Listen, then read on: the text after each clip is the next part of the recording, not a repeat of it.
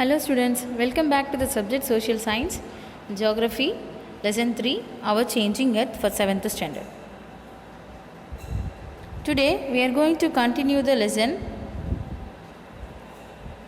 We start with the topic Major Landforms. The landscape is being continuously worn away by two processes, weathering and erosions. அதாவது இந்த landscapes அப்படின்னா என்ன அப்படின்னா பல விதமான நில அமைப்புகள் டிஃப்ரெண்ட்டாக நிறைய லேண்ட்ஸ்லாம் இருக்கும் இல்லையா, அது எப்படி உருவாகுது, அந்த உருவாகிறதுக்கு இருக்கக்கூடிய ரெண்டு முக்கியமான ரீசன் என்ன அப்படின்னா வெதரிங் அண்ட் எரோஷன். வெதரிங்னா என்ன அப்படின்னா அதிகப்படியான வெப்பத்தினால உருவாகிறது. எரோஷன் மீன்ஸ் அரிப்புனால ஏற்படுறது. C weathering is the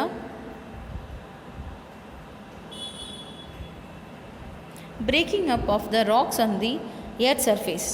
Erosion is wearing away of the landscapes by different agents like water, wind and ice. It means weatheringனா என்ன அப்படின்னா ஒரு பாறை இருக்குதுன்னு வச்சுக்கோங்க, அந்த பாறைகள் அதிகமாக வெயில்னாலேயோ ப்ரெஷர்ஸ்னாலேயோ என்ன ஆகும் அப்படின்னா உடஞ்சி துண்டாக போயிடும். இட் மீன்ஸ் ஒரு பெரிய பாறை என்ன ஆகும், அது தினம் அந்த வெதரிங்ஸ் வர சேஞ்சஸ்னால என்ன ஆகுனா ரொம்ப சில பகுதியில் உடஞ்சி ரொம்ப சின்னதாக அதோட ஷேப்பே மாறி போயிடும் இல்லையா, அதுதான் வெதரிங் அப்படின்னு சொல்கிறாங்க. எரோஷன்ஸ் அப்படின்ற அரிப்பு ஆல்ரெடி நம்ம ரிவரில் பார்த்தோம். தொடர்ந்து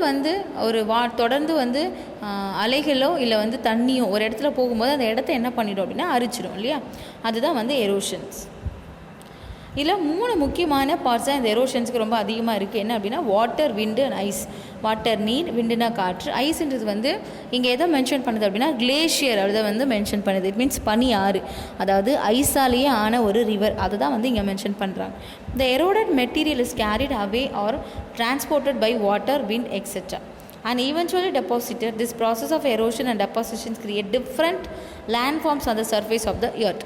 அதாவது இந்த விண்டு இல்லை அதனுடைய வாட்டர் இல்லை ஐஸ் இது எல்லாத்தையும் என்ன பண்ணுது அப்படின்னா நிறைய பொருட்களை அடிச்சுட்டு போகும், அப்புறம் கொண்டு போய் வேறு ஒரு இடத்துல சேர்க்கும். அது எரோஷன் அண்ட் டெப்போசிஷன். இந்த 2 ப்ராசஸ்னால தான் என்ன ஆகுது அப்படின்னா எர்த்தோட சர்ஃபேஸில் பல விதமான நில அமைப்புகள் உருவாகுது. First one is work of river. இந்த ரிவரோட ஒர்க்ஸ் எப்படி இருக்குது, அது மூலிமா என்ன விதமான நில அமைப்புகள் உருவாகுதுன்னு பார்க்கலாம். The running water is a river erodes the landscape. When the river tumbles at steep angle over very hard rocks or down a steep valley side, it forms a waterfall. அதாவது you see the picture. இப்போ ஒரு river இருக்குது, அதோட river flows எப்படி இருக்குன்னா நார்மலாக இப்படி flow ஆகி வந்துக்கிட்டே இருக்குது. அந்த இடத்துல இருக்கும்போது அங்கே இருக்கக்கூடிய பாறைகள் ஒருவேளை லேசான பாறையாக இருந்துச்சுன்னா அந்த வாட்டர் கீழே விழும்போது தொடர்ந்து நாளடைவில் என்ன ஆகுனா அந்த பாறைகள் உடஞ்சிக்கிட்டே வரும் இல்லையா. அப்போது அந்த பாறைகள் தொடர்ந்து உடஞ்சி வீக்கான ராக்ஸ்லாம் போயிட்டு ஒரு கடினமான ராக்ஸ் மேலே அது ஃப்ளோ ஆகிற மாதிரி இருக்குது. அப்போது இந்த வாட்டருக்கு மேலே இருந்து அந்த ஹார்ட் ராக்கை தொடக்கூடிய லென்த்துன்றது ரொம்ப உயரமாக இருக்குது இல்லையா. இந்த வாட்டரோட ஃப்ளோ இங்கே இருக்கிற வீக்கர் ராக்ஸ் எல்லாத்தையும் உடச்சிருச்சு. ஸோ உடஞ்சதுக்கப்புறம் அது எப்படி இருக்குன்னா ஒரு வாட்டர் ஃபால் மாதிரி, இட் மீன்ஸ் மேலேருந்து தண்ணி விழுற மாதிரி இருக்குது. ஆனால் இது ஆக்சுவலாக ஒரு ரிவரோட நார்மல் ரிவர், உங்களுக்கு புரியும்னு நினைக்கிறேன் இல்லையா. நார்மலாக ரிவர் ஃப்ளோ இருக்குது, அப்படி போகும்பொழுது ஒரு இடத்துல வீக்கர் ராக் இருந்துச்சுன்னா அதை உடச்சி அந்த இடத்துல வாட்டர் தண்ணி வேகமாக விழுந்து அது ஒரு வாட்டர் ஃபாலாக என்ன ஆகுது அப்படின்னா க்ரியேட் ஆகுது. As a river enters the plain, it twisted and turns, forming large bends known as meanders. அதாவது உங்களுக்கு தெரியும் ரிவர் எப்படி போகும், நேராக போகாது, மோஸ்ட்லி வளைஞ்சு தான் போகும் இல்லையா. அந்த வளைவுகள் இருக்கு இல்லையா, அந்த வளைவுகள் மூலிமா பெண்டு, அந்த பென்ஸை என்னன்னு சொல்கிறாங்க அப்படின்னா மியாண்டர்ஸ். அந்த இடத்த எப்படின்னு குறிப்பிடுறாங்க, மியாண்டர்ஸ் அப்படின்னு குறிப்பிடுறாங்க. Due to continuous erosion depositions along the sides of the meander, the ends of the meander loop come closer and closer. அதாவது ரொம்ப வளைஞ்சி போக அந்த மியண்டரோட சைடு என்ன ஆகும்னா சுருங்கிக்கிட்டே வரும், மறுபடியும் வாட்டர்னால அரிக்கப்பட்டு. அப்போது அது ரொம்ப க்ளோஸாக வந்துடுச்சு அப்படின்னா it due to course of time the meander loop cuts off from the river and forms a cut off lake. அதாவது 2 வளைவுகள் இருக்குது, அந்த 2 வளைவுகள் தொடர்ந்து அரிக்கப்பட்டு அந்த வளைவுகள் எல்லாமே தண்ணியாலேயே அரிச்சிட்டு போயிட்டு ஒரு பெரிய வாட்டர் டேம் மாதிரி அது ஃபார்ம் ஆகிடும். ஸோ அந்த இடத்த தான் நம்ம என்ன மென்ஷன் பண்ணுறோன்னா லேக் அப்படின்னு மென்ஷன் பண்ணுறோம். அந்த வளைவுகள் இல்லாமல் திடீர்னு அப்படி ஃபார்ம் ஆகுறது. இது என்னென்னு சொல்கிறாங்க அப்படின்னா ஆக்ஸ்போ லேக் அப்படின்னு சொல்கிறாங்க. பிகாஸ் அதோட ஸ்ட்ரக்சர் வந்து அந்த வளைவுகளுக்கு மத்தியில் உருவாகும் போது அது எப்படி இருக்குது அப்படின்னா ஒரு ஆக்ஸோட போ மாதிரி. இட் மீன்ஸ் போ எப்படி சொல்கிறாங்கன்னா குதிரையெலாம் இருக்கு இல்லையா, அதோட கால் பாதம் எப்படி இருக்கும் அந்த ஸ்ட்ரக்சரில் இருக்கிறதுனால இது ஆக்ஸ்போ லேக் அப்படின்னு மென்ஷன் பண்ணுறாங்க. At times a river overflows it's banks. This leads to the flooding of the neighboring areas as it floods. It deposits layer of the fine soil and other materials called sediments along its banks. These leads to the formation of flat fertile floodplain. அதாவது இந்த river இருக்குது, நிறைய பொருட்கள் இதை அடிச்சுட்டு வரும். அந்த ரிவரில் வந்து ஒரு ஃப்ளட் வரும்போது, வெள்ளம் வரும்போது அது கரை புரண்டு ஓடும் இல்லையா, அப்போ அது பக்கத்தில் இருக்க கரைகள்லையும் வந்து அந்த வெள்ளம் போகும்போது அந்த ஆறு அடிச்சுட்டு வந்த ஃபைன் மெட்டீரியல் ஆஃப் சாயில், ரொம்ப சின்ன சின்ன துகள்கள் நிறைஞ்சு நல்ல சத்துள்ள சாயில் என்ன பண்ணிவிடும்னா பக்கத்தில் இருக்கக்கூடிய லேண்ட் எல்லாத்தையும் டெபாசிட் பண்ணிவிடும். ஸோ அப்போ அந்த லேண்ட் என்ன ஆகிடும் அப்படின்னா ரொம்ப வளமான ஃபர்டைலாக வந்து க்ரியேட் ஆகிடும். அப்போ அதுதான் என்னென்னு சொன்னாங்கன்னா ஃப்ளட் பிளைன் அப்படின்னு, வெள்ளத்தினால உருவான ஒரு சமவெளி. ஸோ அது ஃப்ளட் பிளைன் அப்படின்னு கூப்பிட்றாங்க. The raised banks are called levees. As a river approaches the sea, the speed of the flowing water decreases. அதாவது அந்த ஆற்றோட கரைகள் இருக்கு இல்லையா, அந்த கரை ரொம்ப உயரமாக இருந்துச்சுன்னா அது என்னென்னு சொல்கிறாங்க அப்படின்னா லெவீஸ் அப்படின்னு மென்ஷன் பண்ணுறாங்க. You see the picture, then it is easy to understand. இதுதான் வந்து உங்களோட ரிவர் ஃப்ளோ. கரெக்டாக இந்த ரிவர் எப்பவுமே எப்படி இருக்குது, வளைஞ்சிருக்கு. இந்த வளைவுகளில் வரும்போது அந்த வளைவுகளுக்கு இடைப்பட்ட பெண்டு இருக்குது இல்லையா, இதை என்னன்னு சொல்கிறாங்க அப்படின்னா மியாண்டர்னு சொல்கிறாங்க. இப்போது இந்த வளைவுகள் அரிச்சு என்ன ஆகிடும்னா இந்த இடம் ஃபுல்லாகவே க்ளோஸராக ஆகிடும். வாட்டரால் எல்லாமே க்ளோஸராக ஆகும்போது இப்போ உங்களுக்கு இந்த ஸ்ட்ரக்சர்ஸ் கிடைக்கும். கரெக்டாக இது ரெண்டும் ஜாயின் ஆகிட்டதுனால இப்போ உங்களுக்கு இதோட ஓவரால் ஸ்ட்ரக்சர்ஸ் மட்டும் கிடைக்குது. தென் அதுதான் என்னென்னு சொல்கிறாங்க ஆக்ஸ்போ லேக்கு அப்படின்னு சொல்லி மென்ஷன் பண்ணுறாங்க இந்த ரெண்டு இடம் ஜாயின் ஆகும்போது. நெக்ஸ்ட்டு பாருங்கள், இது ஆற்றோட கரைகள். இந்த கரைகளுக்கு என்னன்னு சொல்கிறாங்க லெவிஸ் அப்படின்னு பெயர் சொல்கிறாங்க. Next, river begins to break up into a number of streams call distributaries. அதாவது ஒரு ரிவர் இருக்குன்னா அந்த ரிவர் வந்து அதிலிருந்து நிறைய கிளைகள் சின்ன சின்ன ரிவர்ஸ் என்ன ஆகும் அப்படின்னா ஃப்ளோ ஆகும் இல்லையா, அதை என்னென்னு சொல்கிறாங்க அப்படின்னா டிஸ்ட்ரிபியூட்டரிஸ் அப்படின்னு சொல்கிறாங்க, இல்லைனா ட்ரிபியூட்டரிஸ் அப்படின்னு சொல்லுவாங்க. அதாவது அந்த ஆற்றினுடைய கிளைகள். The river become so slow that it begins to deposit it's load. அதாவது ரிவர் ஃப்ளோ ஆகி வரும்போது 3 ஸ்டேஜஸில் வரும். ரொம்ப வேகமாக வரக்கூடிய ஸ்டேஜஸ், தென் மிடில், தென் வந்து ஓல்டேஜ். அந்த ரிவரோட கடைசி ஸ்டேஜஸில் வரும்போது அந்த ரிவர் வந்து ரொம்ப ஸ்லோவாக தான் மூவ் ஆகும். அப்படி ஆகும்போது தான் அது கொண்டு வந்த எல்லா டெபாசிஷனையும் என்ன பண்ணுன்னா அந்த இடத்துல வந்து படிய வைக்கும், டெபாசிட் பண்ணும். Each டிஸ்ட்ரிபியூட்டரி forms its own mouth.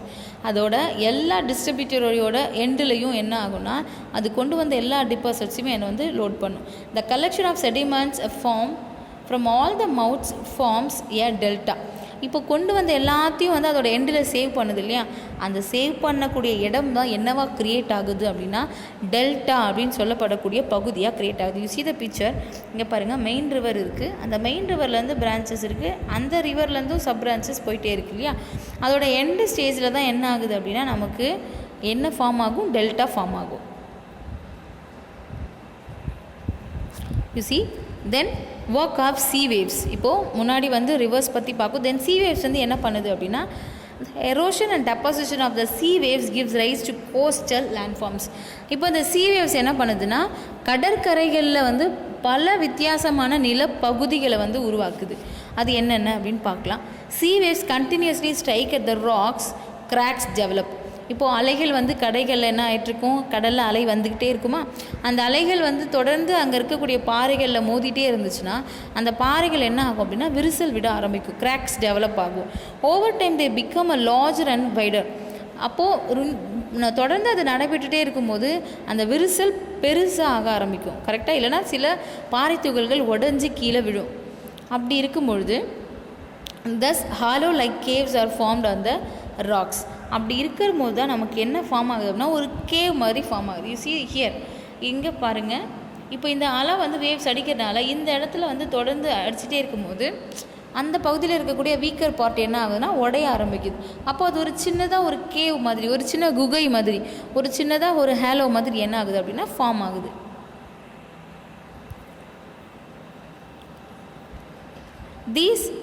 As these cavities become bigger and bigger only, the roof of the caves remain. அதாவது தொடர்ந்து வந்து அப்படி அடிச்சுக்கிட்டே இருக்கும் பொழுது, இப்போ அந்த கேவ்ஸில் வந்து தொடர்ந்து வாட்டர் பட்டுகிட்டே இருக்குது. அப்போ என்ன ஆகும்னா அந்த சைடில் இருக்கக்கூடிய எல்லா பாறைகளையும் அது உடைச்சிட்டு மேலே மட்டும்தான் லேயர் இருக்கும். அந்த வாட்டர் போகக்கூடிய ஃப்ளோ என்ன இருக்காதுன்னா இருக்காது. அதாவது நீங்கள் பிக்சரில் பார்க்குற இந்த அமைப்பு மாதிரி இப்போ கேவ் இருந்துச்சு, அதுவும் உடஞ்சி என்ன ஆயிடுச்சுன்னா இந்த மாதிரியான ஒரு ஸ்ட்ரக்சர். இப்படி அந்த ராக் என்ன ஆயிடுச்சுன்னா இப்படி உடஞ்சி அந்த பக்கம் வந்து கேப் இருக்க மாதிரி இருக்கு இல்லையா, ஹேலோ. ஸோ இதை என்ன சொல்கிறாங்க அப்படின்னா சி ஆர்ச் அப்படின்னு சொல்கிறாங்க. அங்கே இருக்கக்கூடிய ராக்கை உடச்சி அந்த சி ஆர்ச்சஸ் அப்படி வந்து ஃபார்ம் ஆகுது. Further erosion breaks the roof and only walls are left. இப்போ மறுபடியும் தொடர்ந்து என்ன ஆகிட்டே இருக்குது அப்படின்னா இந்த சி ஆர்ச்சில் கூட என்ன ஆகுது, தொடர்ந்து வேவ்ஸ் பட்டுட்டு இது இப்படி ரெண்டாக உடைய ஆரம்பிக்கும். இப்படி ரெண்டாக உடைய ஆரம்பிச்சுட்டு இந்த பக்கம் தனியாக இந்த பக்கம் தனியாக என்ன ஆகும்னா நிற்கும்.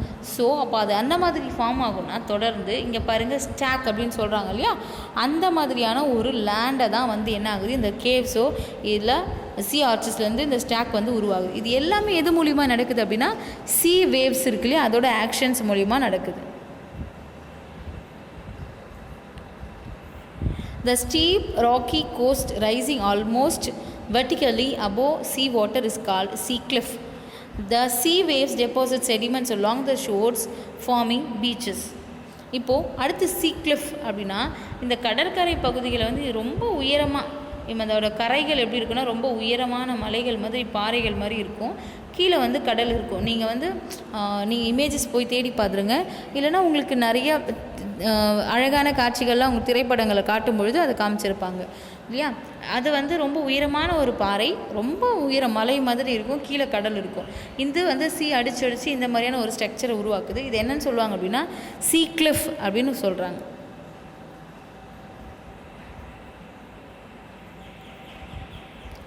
தென் our next topic is work of ice. Ice means glacier. உங்களுக்கு தெரியும் இல்லையா, கிளேஷியர்ஸ். கிளேஷியர்னா ரிவர்ஸ் ஆஃப் ஐஸ். அது ஞாபகம் வச்சுக்கோங்க. Glacier means rivers of ice which do erode the landscape by bulldozing soil and stones to expose the solid rock below.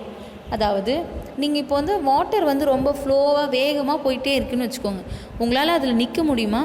முடியவே முடியாது. எவ்வளோ ஸ்ட்ராங்காக பர்சனாக இருந்தால் கூட என்ன பண்ண முடியாது, அந்த வாட்டரோட ஃப்ளோவில் நிற்க முடியாது. அது ரொம்ப ப்ரெஷர் அதிகமாக இருக்கும். நார்மல் வாட்டருக்கே அவ்வளோ ப்ரெஷர் இருக்கும்போது கிளேஷியர்ன்றது full of ice and river, ரொம்ப ஐஸால் உறைஞ்சி போன ஒரு ரிவர் ஒரு ஃப்ளோவில் போயிட்டுருக்கும்போது அதோட ப்ரெஷர்ன்றது ரொம்ப அதிகமாக இருக்கும். அப்போ அது என்ன பண்ணுன்னா பெரிய பெரிய பாறைகளை கூட என்ன பண்ணுன்னா அடிச்சுக்கிட்டு வரும். எது? கிளேஷியர்ஸ். இந்த பிக்சரில் பாருங்கள். இந்த பிக்சரில் இங்கே ஃப்ளோ ஆகிட்டுருக்கிறது என்ன அப்படின்னா அந்த ஐஸ் ஆஃப் ரிவர், அதை தான் வந்து கிளேஷியர்னு சொல்கிறாங்க. அதுதான் வந்து என்ன ஆகிட்டுருக்கு, இங்கே இதுவாக மூவ் ஆகிட்டுருக்கு. அது போகும்போது என்ன பண்ணால் பல விதமான பாறைகள், மண் துகள்கள், மினரல்ஸ் எல்லாத்தையும் என்ன பண்ணும் அப்படின்னா அடிச்சுட்டே போகும். Glaciers cave out deep hollows. As the ice melts, they get filled up with the water and become beautiful lakes in the mountains. இப்போது மவுண்டெயின்லேருந்து கிளேஷியர்ஸ் வர என்ன ஆகும்னா சில ஐசஸ் வந்து உருக ஆரம்பிக்கும். அப்படி உருகும்போது உங்களுக்கு என்ன ஃபார்ம் ஆகும் அப்படின்னா நிறைய லேக் வந்து மவுண்டெயின்ஸ்க்கு கீழ்ப்பகுதிகளில் நிறைய லேக் வந்து உருவாகும். ஏன்னா ஐஸ் வந்து அங்கே உருகிறதுனால. ஓகேவா? The material carried by the glaciers such as rocks big and small, பெரிய பெரிய அளவிலான பாறைகள் மற்றும் சின்ன பாறைகள் எல்லாத்தையும் கூட என்ன பண்ணணும், அதை அடிச்சுட்டு வரும். Sand and slit gets deposited. These deposits forms glacial moraines. இப்போது எப்படி ரிவர் அடிச்சுட்டு வருதோ அதே மாதிரி கிளேஷியர்ஸும் நிறைய பொருட்கள் அடிச்சுட்டு வருது, பாறைகள் எல்லாத்தையும். அது எல்லாத்தையும் வந்து ஒரு இடத்துல டெபாசிட் பண்ணும். அந்த டெபாசிட் பண்ணுற அந்த லேண்ட் ஸ்ட்ரக்சருக்கு பேர் என்ன அப்படின்னா கிளேஷியல் மொரைன்ஸ்.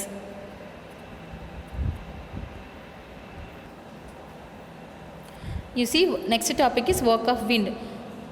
நீங்கள் டெசர்ட்ஸ் பார்த்துருக்கீங்களா? டெசர்ட்டில் எப்போவுமே என்ன இருக்கும் அப்படின்னா மலைகள், மணல் ஃபுல்லாக குவிஞ்சிருக்கும். ஆனால் அது எப்படி இருக்குன்னா ஒரு ஈவனாக இருக்காது. திடீர்னு ஒரு பெரிய மலை மாதிரி இருக்கும், திடீர்னு ஒரு பெரிய பள்ளம் மாதிரி இருக்கும். இந்த பிக்சர்ஸில் பார்க்குற மாதிரி இது எப்படி ஃபார்ம் ஆகுது அப்படின்னா விண்டுனால தான் ஃபார்ம் ஆகுது. இப்போது an active agent of erosion and deposition in the deserts as wind. விண்டு தான் இதில் வந்து ரொம்ப முக்கியமான காரணம். இப்போ வந்து ஒரு பெரிய மணல் இருக்குன்னா காண்டு என்ன பண்ணுன்னா அந்த மணல் துகள்களை அடிச்சுட்டு போயிட்டு அந்த காற்று எந்த திசையில் போதோ அந்த திசையில் போய் சேவ் பண்ணிடும். ஸோ அந்த இடத்துல இருக்கும்போது தான் உங்களுக்கு என்ன ராக் ஃபார்ம் ஆகும் அப்படின்னா மஷ்ரூம் ராக் அப்படி ஃபார்ம் ஆகும். அதாவது மேல் பகுதிகளில் பெருசாகவும் கீழ் பகுதியில் ரொம்ப சின்னதாகவும் இருக்கக்கூடிய ஒரு ராக் ஃபார்ம் ஆகும். Wind erodes the lower section of the rock. கீழ் பகுதியில் அரிச்சிடுது, மேல் பகுதிகளில் வந்து காற்று வந்து அரிக்கலை, அதோட ஸ்ட்ராங்கராக இருக்கிறதுனால அது பார்க்குறதுக்கு ஒரு மஷ்ரூம் லுக் இருக்கும். ஸோ அதனால் அது மஷ்ரூம் ராக் அப்படின்னு சொல்கிறாங்க. when it stops blowing, the sand falls and gets deposited in how hill-like structures. These are called sand dunes. எப்படி வந்து காற்று வந்து அந்த மணலை எல்லாத்தையும் அடிச்சுட்டு வந்து ஒரு மலை மாதிரி குவிச்சு வைக்கும், அதுக்கு பேர் sand dunes அப்படின்னு பேர். when the grains of sand are very fine and light, ரொம்ப சின்னதாக ரொம்ப சின்ன சின்ன ட்ராப்ஸாக இருக்கக்கூடிய இதுதான் என்ன ஆகும் அப்படின்னா ஃபார்ம் ஆகும். சரியா? நெக்ஸ்ட்டு இந்த சாண்ட் வந்து டெபாசிட் பண்ணதுலேயே அந்த ஏரியாவை என்னன்னு சொல்கிறாங்க, லோயஸ் அப்படின்னு சொல்கிறாங்க. இந்த லோயஸ் அதிகமாக எந்த பகுதியில் காணப்படுதுன்னா சைனா போன்ற நாடுகளில் இந்த லோயஸ் கைண்ட் ஆஃப் ஸ்ட்ரக்சர் வந்து அதிக அளவில் இருக்குது. Okay students, we see the next lesson in the next video. Thank you.